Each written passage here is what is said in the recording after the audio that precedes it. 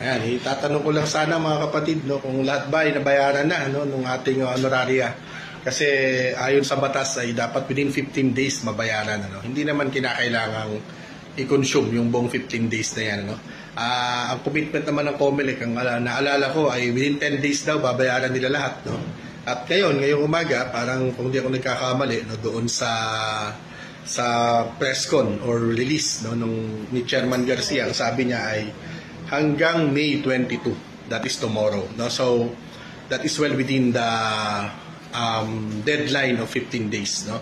Or the period of 15 days. So, pag lumampas ng 27, ang pagbabayad sa inyo, that is already a violation of the ESRA law, yung Election Service Reform Act, and pertinent, no, COMELEC issuances, no, especially yung general instructions on EB, no, ngayong 2025 elections. Yun lang, paki-report lang po sa amin, mga kapatid, no. Alam ko marami nang nabayaran, in fact mas marami na kumpara kahapon, kumpara nung Monday, parang nung Lunes ay mas marami pa yung hindi.